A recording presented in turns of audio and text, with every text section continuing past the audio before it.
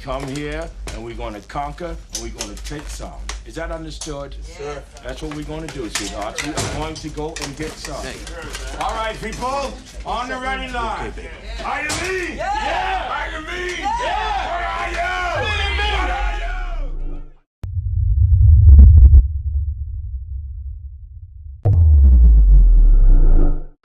Hello and welcome to Oscar Mike Radio. This is number 452 as we count down to number 500, counting down to number 500 in 2026.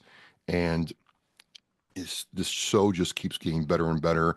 I love the kind of topics we get to talk about. And I've got a special, new one for you today. I didn't know anything about this. And we're multinational. I have a Canadian and Israeli guest talking to me. I'm all about that. We're going to be concise because it's like 6 or 8 hours ahead of time for our Israeli guest. Gentlemen, I just want to welcome you all to talk about empath therapy, ibogaine therapy, and Empath Therapeutics, ibogaine therapy. I want to introduce my guest, multinational, from Canada, Martin Shefsky, and from Israel, Boaz Wachtell. Gentlemen, welcome to Oscar Mike Radio. I'm so happy to have you. Thank you, Travis, and very happy to be here. Same here. Absolutely. So I get an email from, someone, and they're like, hey, we have these guests, and they do this thing called ibogaine therapy, and they're with Empath Therapeutics. And at first I thought, well, empath is kind of like an empathetic or empath healing. And so I'm like, okay, this is kind of different, but it's not. So ibogaine therapy is completely different. We're going to learn all about it. But before we get into all of that, I want to learn about the men behind all this. And, Martin, you're the, founder and chief executive officer of Empath Therapeutics. And, Boaz, you head up the ibogaine part of this. Who wants to go first and kind of give us a behind the scenes of who you all are? I guess I can start. As Travis said, my name is Martin Shefsky. I'm the founder of Empath Therapeutics and CEO. My background in the early days was in investment banking. I then got involved within the cannabis community. I started one of the first Canadian federally legal cannabis operations. And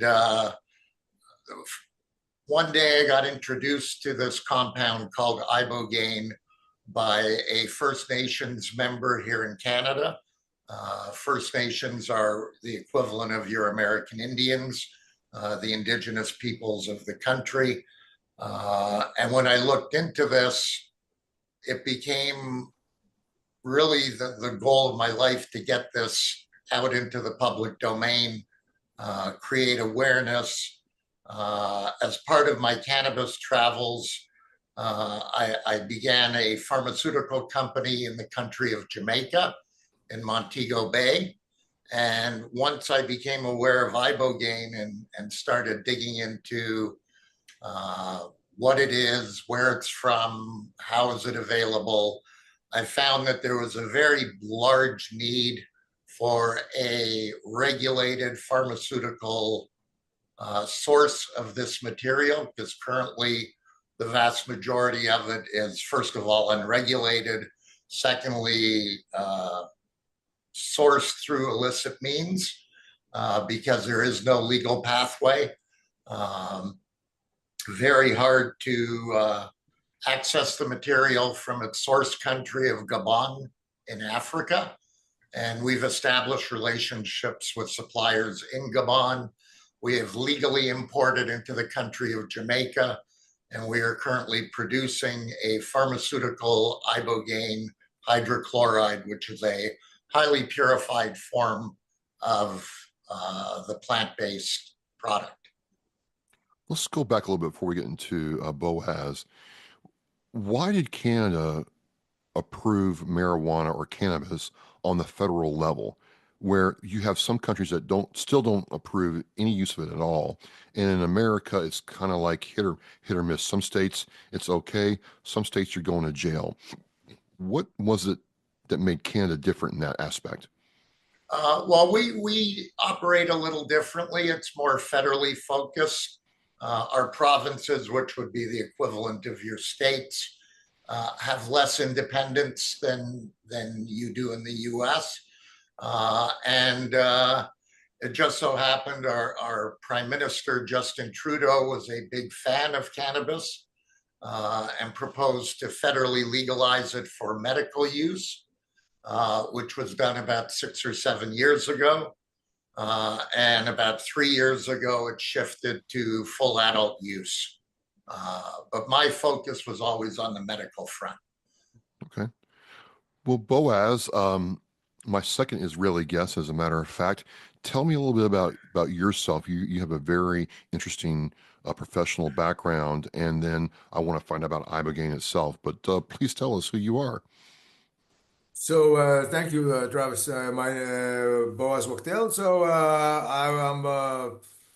I was born here in Israel, and the age of I served the military for 3 years in the special forces, and so I'm a veteran as well. And at the age of 24, I ended up receiving a job at the military section in the Israeli embassy in Washington, D.C., as first as an assistant to the army attaché, and then later as a assistant to the Israeli Ministry of Defense for the Star Wars that started then, and it matured into Iron Dome and other anti missile defense systems that we collaborate with the United States to a great degree.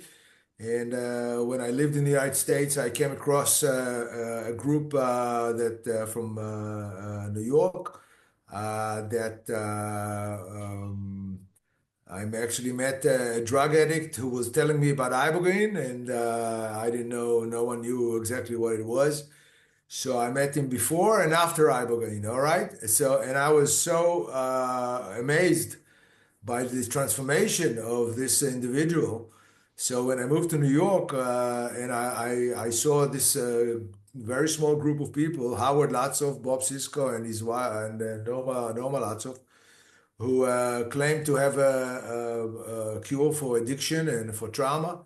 And I decided to help them. So for the next 5 years, I worked with them in Holland, also with a very famous psychiatrist, Jan Bastians, who treated veterans and Holocaust survivors with psychedelics, and also in Panama. And I treated in my lifetime about 100 people.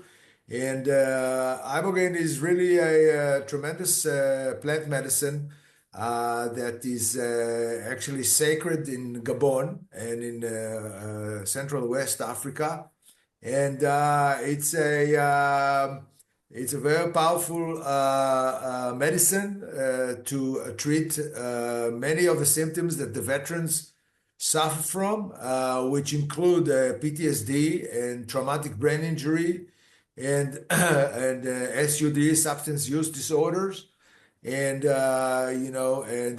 there's evidence and also backed by science now that ibogaine in a single or double treatments really can transform veterans' life. And there are thousands of American veterans who travel to Mexico across the border because it's federally illegal in the United States to use ibogaine. They travel to Mexico to do treatments in different types of clinics. Some of them are good, some of them are not so good. And Empath Therapeutics aims to do two things. Basically, one is to provide all these clinics with pharmaceutical grade, stable, and ibogaine produced in Jamaica, and also to treat addicts not addicts or substance use disorder and PTSD in Jamaica.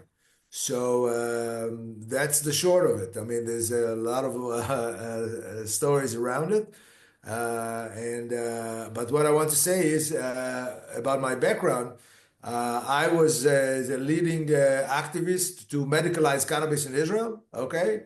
And Israel has now a national medical cannabis plan that really caters for, right now we have 140,000 people who receive it, many of them with PTSD, helps them sleep and with pain and so on.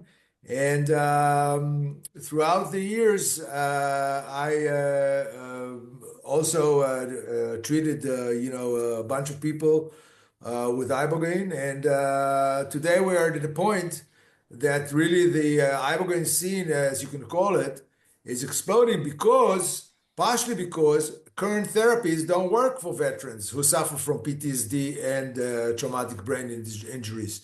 If current therapies, which are two FDA-approved medications, that are not better than placebo, and then there's behavioral or psychological therapies or cognitive therapies, they don't really make the impact that ibogaine does.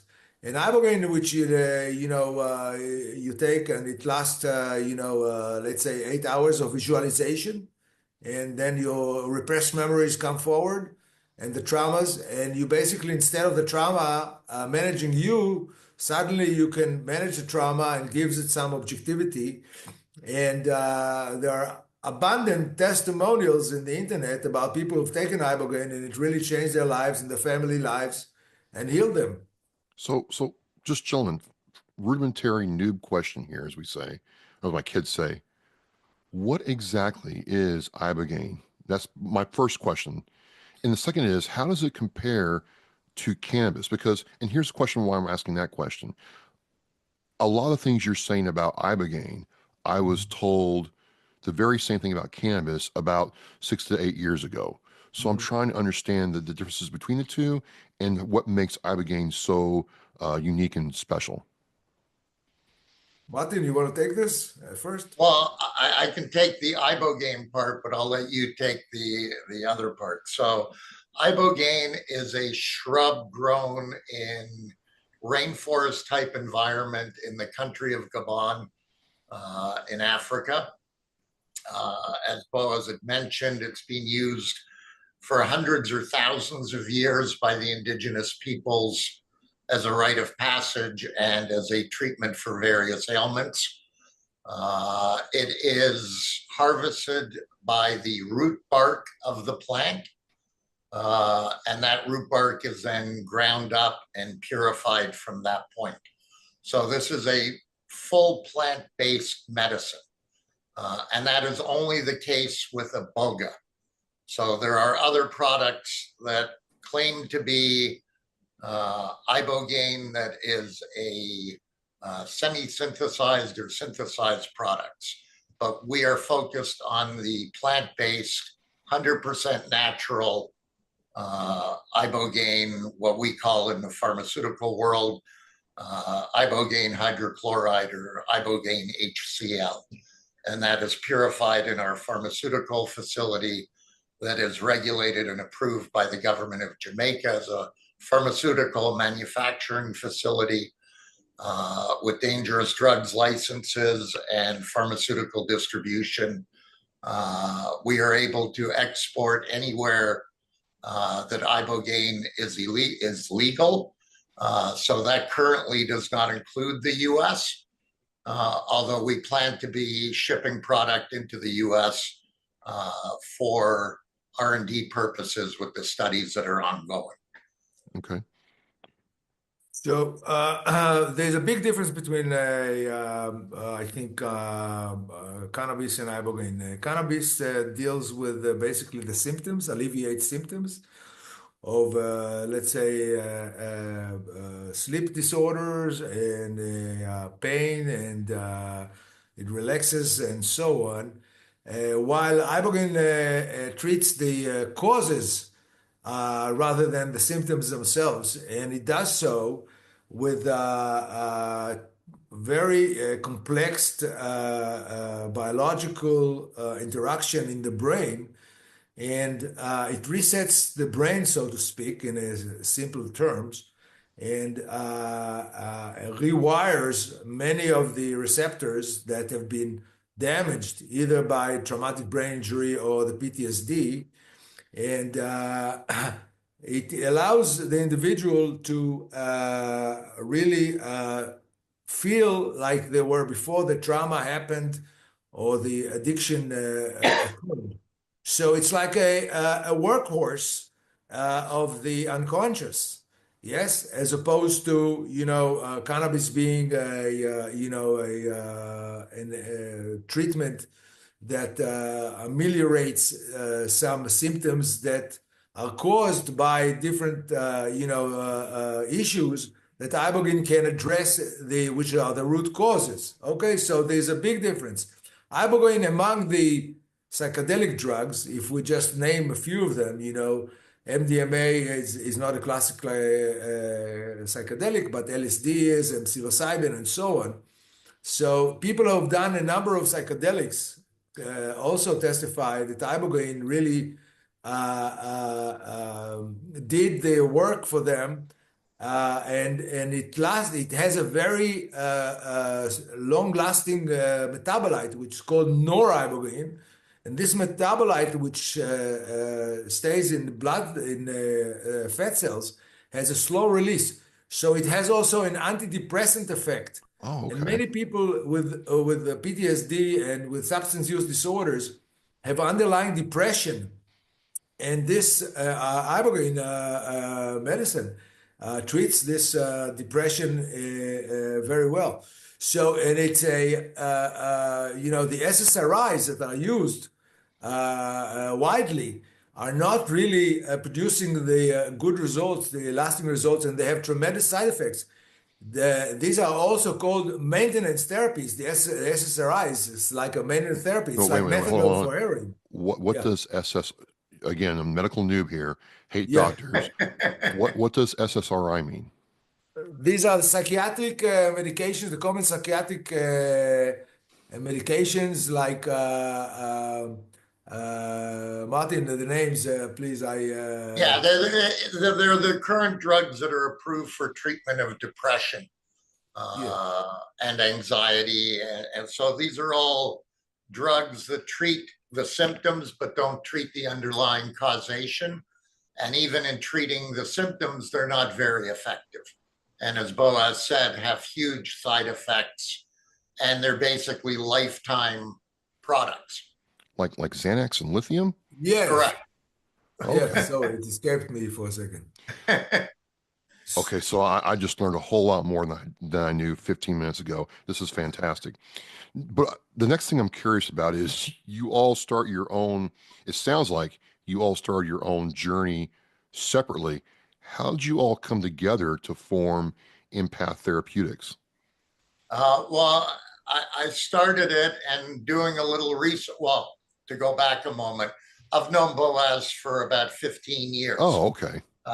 So I just didn't know he was involved in ibogaine at the time. So Boaz was a big help to me in starting my cannabis operation in Canada due to his long connections within the space in Israel and throughout Europe. So he was a big help in us getting our cannabis company up and running in Canada. We were also the first company in the country to import genetics from Europe into Canada, and that was with the help and patience of Boaz, because being the first at anything with a government situation takes a lot of patience to work through those things. And then when I got involved with ibogaine to begin with, I was, doing my due diligence and came across Boaz's name, looking at literature to do with ibogaine. And the minute I saw that, I picked up the phone and called him, told him what we were doing, and asked if he would be interested. And he was, and he came on board and is our chief ibogaine officer for Empath Therapeutics, and is really our technical expert. And because of his foundations in ibogaine, he's basically either treated, taught, or knows pretty much everyone within the ibogaine space. Yeah. So again, another noob question here. This is why we're here. if this has been used for thousands of years, this is a naturally growing plant. You can be cultivated and husband to be effective, right? But if it's a naturally occurring plant, it's not man-made, it's not a pill, then why are so many governments? It's not just the United States. There's a lot of governments like do not want anything to do with this. Correct. Why? Why? If it's effective, why don't you want it for your populace? Why? Well, there's several areas of that. And okay. There's a financial component. So as a natural plant-based product, there's no intellectual property available, so that you can't patent it. You can't price it through the moon because there's no access. The illegality limits the research necessary to get the various approvals in the US and other countries.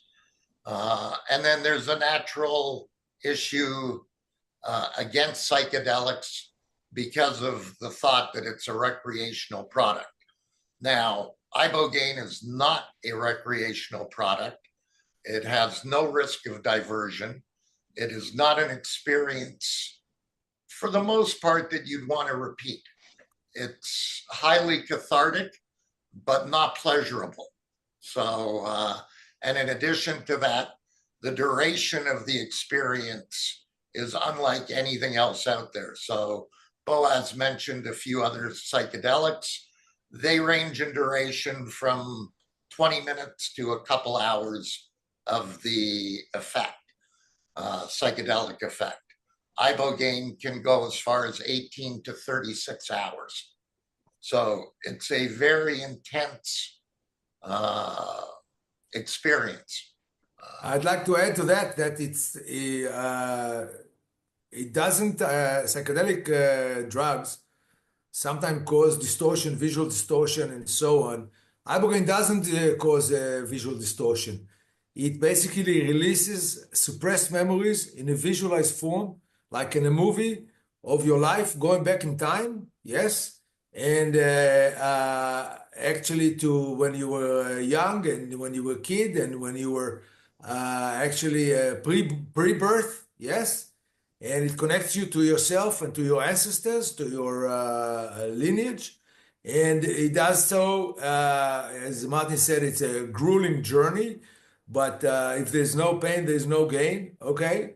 And it's not pleasurable, and the impact lasts for a lifetime.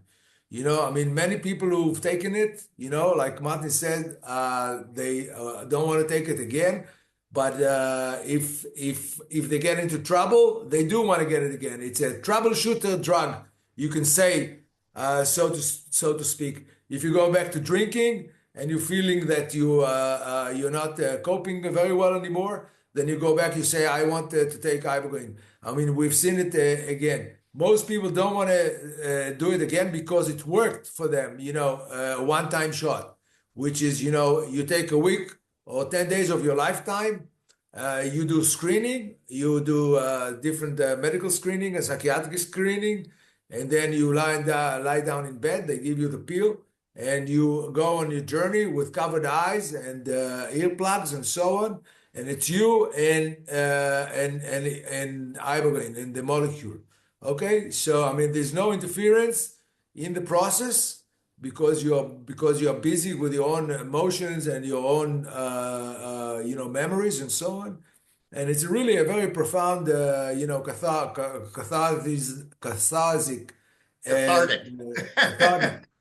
journey. It's actually saving you 10 years on the psychiatrist's couch, and it does so within, you know, a couple of days. That's the bottom line. It's really a miraculous molecule. And Stanford University, we got to talk about it, did a study on 30 American vets, special forces, who went to Mexico for a clinic. And they MRI'd them and they examined their, you know, their PTSD symptoms. And they had, most of them had traumatic brain injuries and so on. And they did an MRI before and MRI later, and then they examined them throughout the scales, the PTSD scales and so on.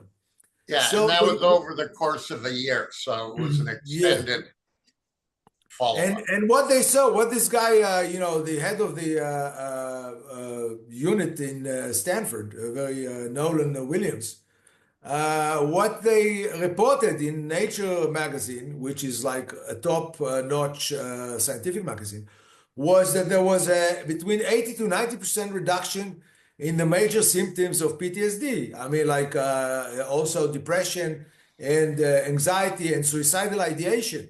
And they didn't believe what they saw. And another thing that they saw was that the brain age of these veterans, became younger by 1.3 years. Now it's really tremendous how a compound can make your brain younger. I was going to ask that, like, how's that compound do that?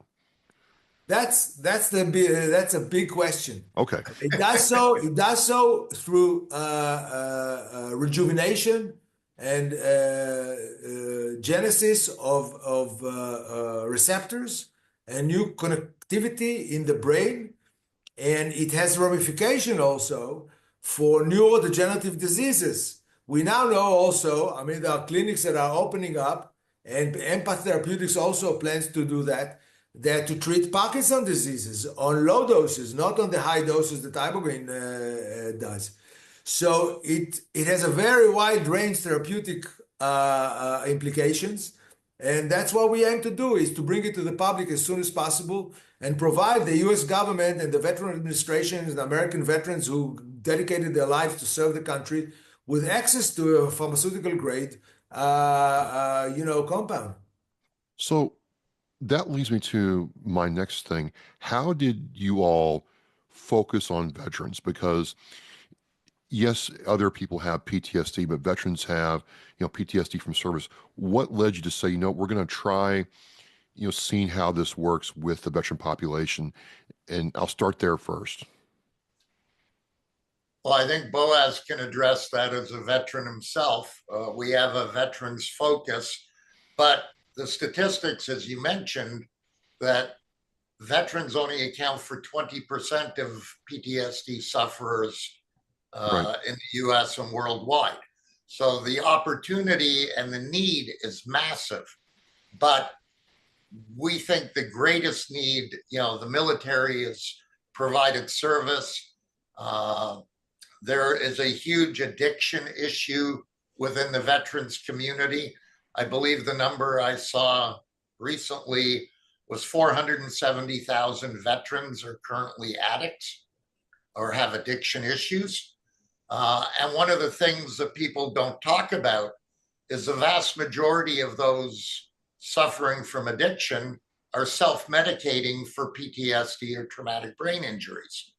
So ibogaine kind of addresses all of the underlying causation that these people are suffering from, that the veterans are suffering from.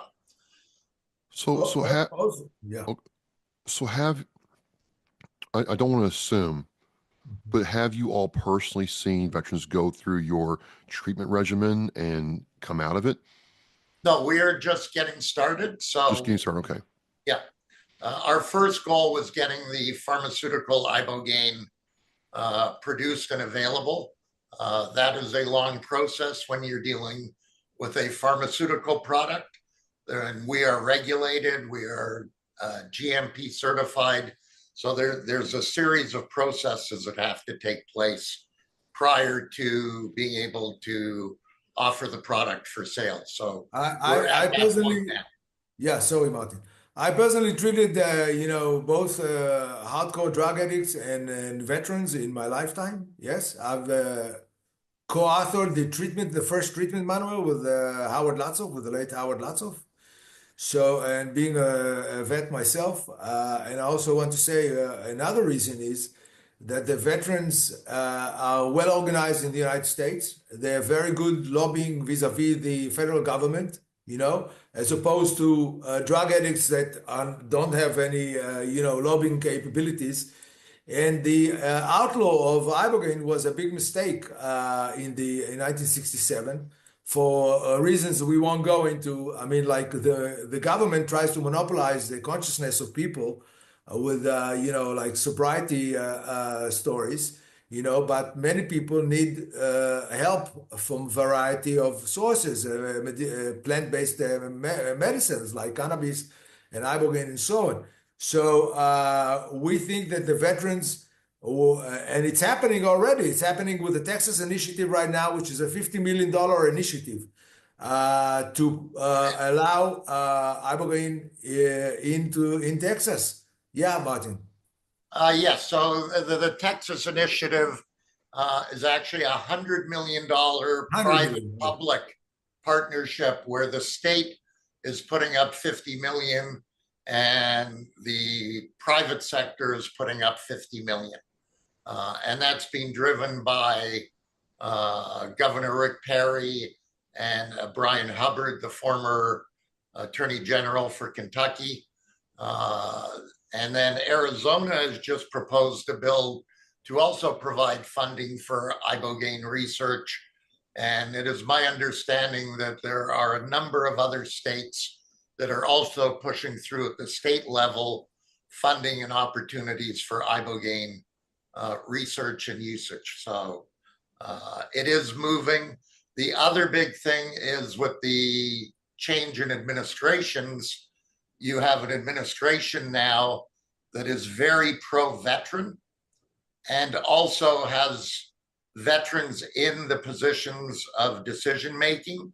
And the ones that I've talked to are very well aware of ibogaine's efficacy since they've had friends, brothers in the special forces communities that have been treated, as Boaz has said, thousands of American veterans have already been treated and have shown the tremendous benefits. So the people within the current administration are aware of those benefits. And I believe there's a great opportunity to allow veterans access to ibogaine prior to the FDA approving it for wider use. And that's because of their veterans focus. So I think there's a big opportunity to have that become available through the VA or through the Department of Defense under the current program brought in under the previous Trump administration under Right to Try, which is a program that allows people to access drugs that are not FDA approved. Well, yeah, and that was the thing. If you as a veteran were a VA patient and tried something like this without VA approval, you were potentially going to lose your VA benefits or your VA care because you went outside the VA to get this care. And also, there's no financial reimbursement right by the VA for this treatment. So that's a big roadblock as well, because most veterans do not have the necessary resources to fund their ibogaine treatment themselves. So that was one of my questions. I'll ask it now. So how much does an ibogaine treatment cost? Approximately $10,000. It varies slightly between various service providers, but roughly $10,000 US. That's on the low end. I mean, there are clinics, high-end clinics, which it costs more. Travis, want to say that, in Israel, after the horrendous massacre in October, I mean, we have here maybe $500,000, $500,000 people with added to the unfortunate pool of people with PTSD. And we are aiming to do a binational, program with the U.S. government. We have a lot of experience now treating PTSD, in the early stages, rather than it becoming chronic situations. Right. So we can contribute also to the understanding of how to make it, a non-chronic situation with ibogaine and with other innovative therapies, and the relationship between Israel and the United States is very strong, and And I've been advocating it in the Israeli parliament and so on. And that's what we aim to do, a binational, cooperation on ibogaine development for veterans. Walk with me here just for a second, gentlemen. One of the treatment modalities for PTSD that I'm studying right now is HBOT, hyperbaric oxygen therapy. And they kind of claim the same thing, that they can repair brain tissue and do PTSD, but they're running into the same kind of challenges you all running into. It's not widely accepted. It's not fully federally approved for, insurance coverage or VA use. In other words, if you're going to use it in this country, in the United States, you're pretty much going to pay out of pocket for it unless you're a commercial diver. So how do you get past the challenges of trying to convince these entities? And if they're funded by the drug companies, they're not going to want you all in. How do you move all past those challenges to bring this treatment to a wider group of people? Yeah, well, I guess I can start with that. So the pharmaceutical company model, which drives the FDA and the regulatory bodies, is very expensive. And they're not going to do something where they don't have the ability to recoup that investment. So we talked earlier about intellectual property, the ibogaine being a plant-based product that cannot be patented. So you're not going to get the pharma companies moving on the necessary research and studies that are required to move through that process. The other thing is, as Boaz had mentioned, is that ibogaine is normally a one treatment and you're done, maybe a second treatment. That is not the pharmaceutical model. Patient for life, Martin. Patient for life. Exactly. So, for instance, with addiction, there are two primary treatment modalities, drugs that are used as treatment, and they're both opioids. They're just less addictive opioids than the ones that people are addicted to, and their lifetime usage. So the recurring revenue model of the pharmaceutical companies. Now, there is a solution ongoing right now. So the Stanford study was privately funded. The gentleman who funded that, you may have heard of, a gentleman by the name of Sergey Brin, okay, who is a exceptionally wealthy co-founder of Google, is also funding privately studies to move ibogaine through the FDA process.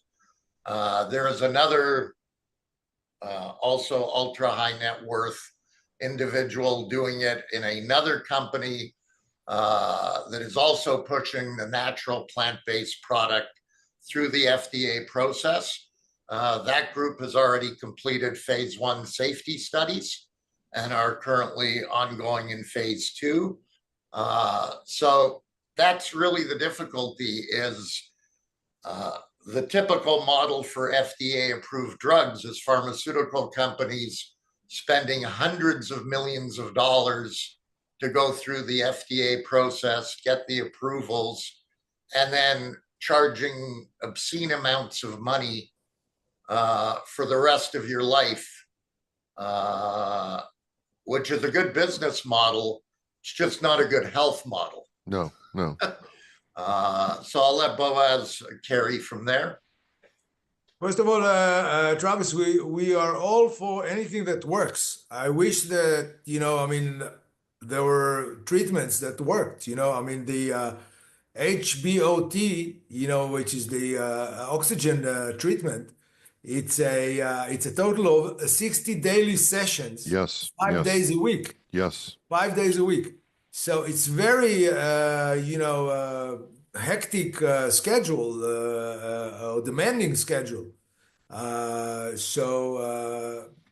Ibogaine, in contrast to that, it's a let's say 36 hours the most, the treatment itself, but then a couple of days before for admission, and then post-treatment evaluation and support. And then there's a lot of it could be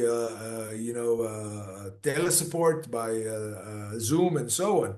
So it's also an economic model, which makes more sense. If you have to do you come 60 daily session 5 times a week, I mean, it's very demanding on people. It's like the difference between methadone and ibogaine.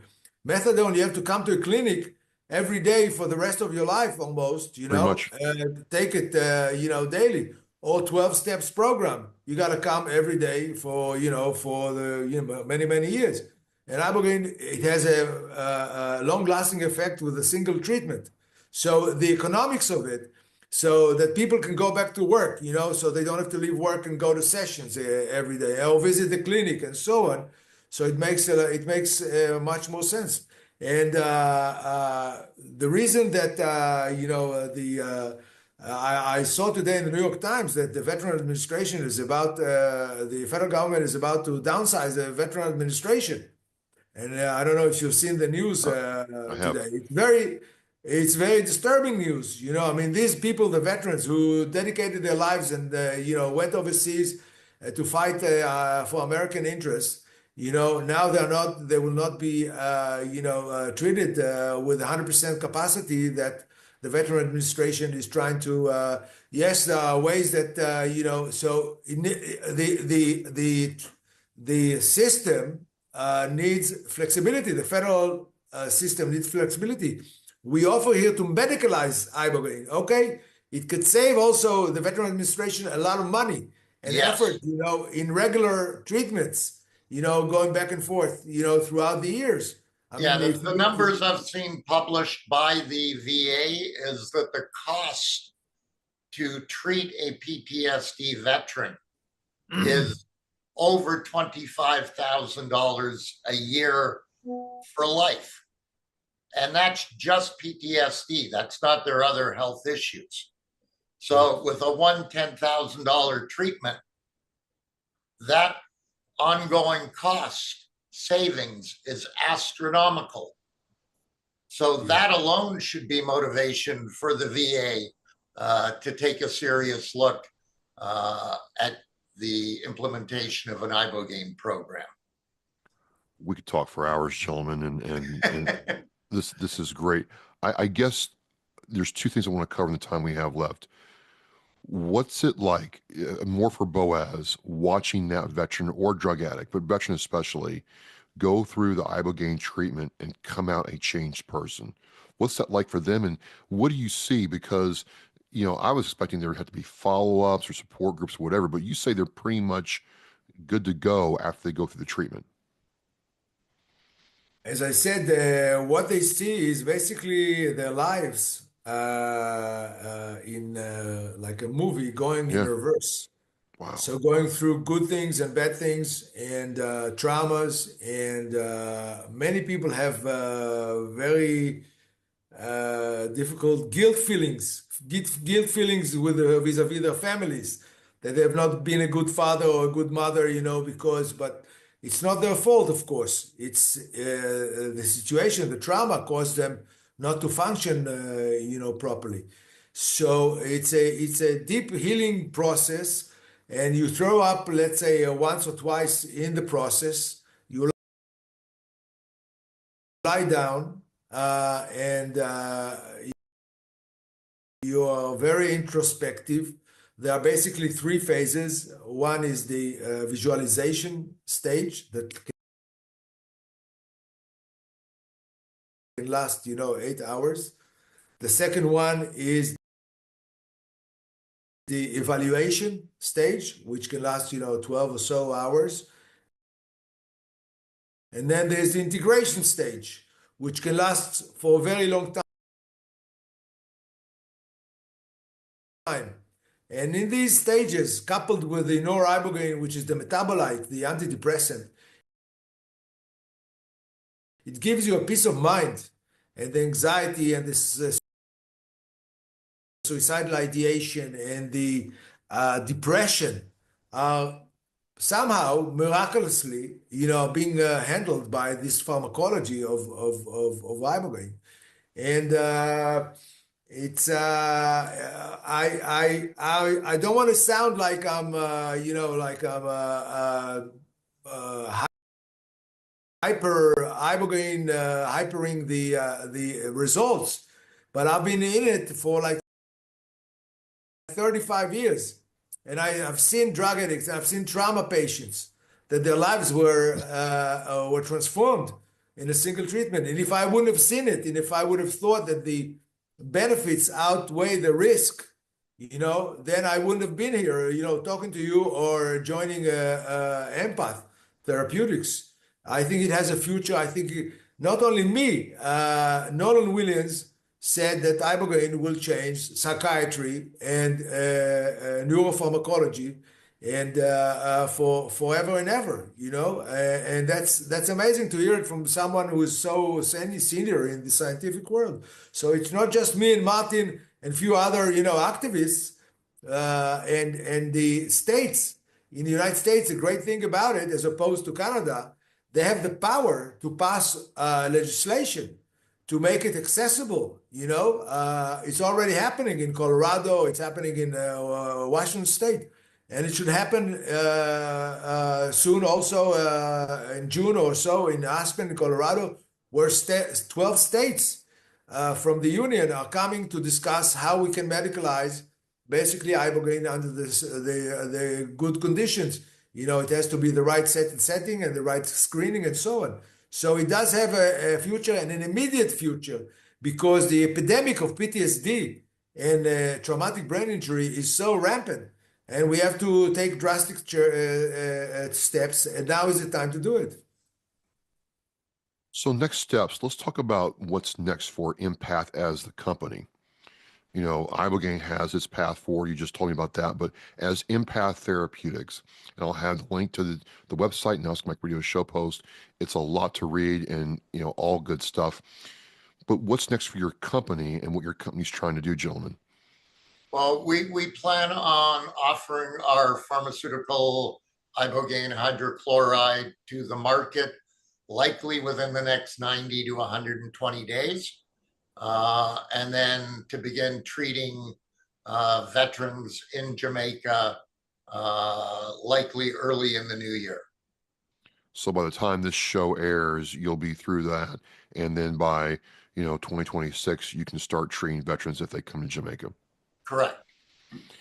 So the winding this down, the last obvious question is, how do veterans then connect with Empath Therapeutics, and what can they expect when they do? Well, they can reach out or look at our information on empaththerapeutics.com.